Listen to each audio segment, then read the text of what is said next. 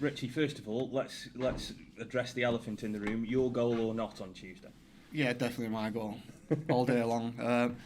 At the time, obviously, with David Moose sprinting off 25 yards and holding his hand up, that was my key to go over and celebrate with him. So I probably could have made it a bit more running off on my own and celebrating like it was definitely my goal. But it's one of them that Dave's ran off and you chase Dave. It was a great ball in. But yeah, I think it's definitely hit me off the knee and hit him and gone in. When I've watched it back, it's clearly. But like I said, it's gone to the goal panel and they'll have a look at it and hopefully they'll put it down as my goal. The instinct there to get in the box in the first place, though, is something that must just come naturally to you as a striker. Yeah, definitely. Like David Moo's got that in his locker. He can drive that ball across. As soon as he gets it, he only had one thing in his mind, and it was up to me to make a bit of movement and get in between the centre halves and be where I should be and finish it off. Since you've got into the team now, I know you had to be quite patient at the start of the season, but what's the manager been like in terms of motivating you and talking to you since you've got that spot in the side?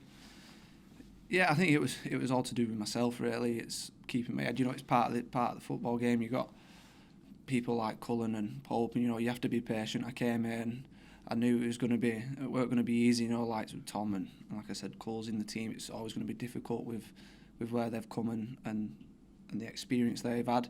So it was just about myself and waiting and being patient for my time to get my head down. And the gaffers obviously had a few words, just saying the same thing really, and just be patient and wait for your time. And when your time does come, to make sure that you have a positive impact on the game, whether that's scoring a goal or creating a goal. It's just making sure that you're in that right frame of mind to make sure you can help the team when you're called upon. When we spoke to Tom last week, he was talking about how the two of you talk about different parts of your game and different sides of it. Is it good having somebody like that you can kind of bounce your ideas off for how you want to play and what your role should be?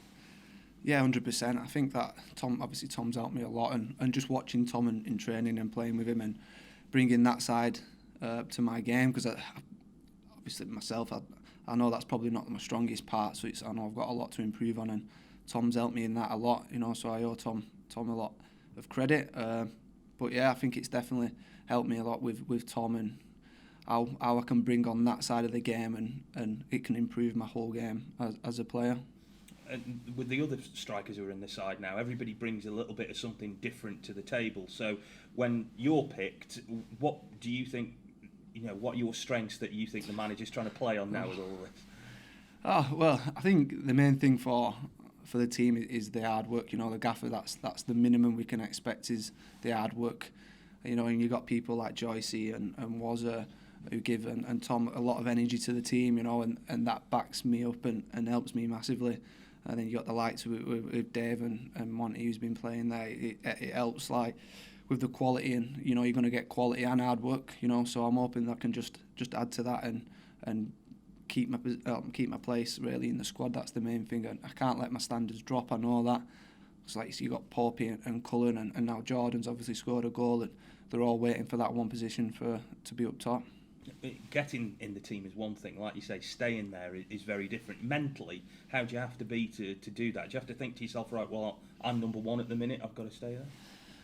Yeah, I think it's my shirt to lose at the minute. I think the easiest part is getting in the team. You can work hard and do whatever, but I think the hardest part is keeping that shirt and that consistency of the performance of myself every week and of the team. That's any bit of consistency, and I think you get on a good roll in this league. So yeah, I think the hardest part is keeping your shirt and making sure that no one else can get that spot. The manager likes to play with the one up front through the middle. Is that sometimes a bit of a lonely job when you're a centre forward and you're up there on your own? I mean, it can be, but like I said, with the lads that we've got and the energy in the team we have, then it makes it a little bit easier. But yeah, I mean, like I said, it can be, but I think it's a good thing. Gives me a chance to show what I've got, I suppose. Yeah. In terms of the way the first month of the season's gone, started on the bench, came on, scored a few goals. Overall, though, from the dressing room's point of view, what is the mood in there like after a month?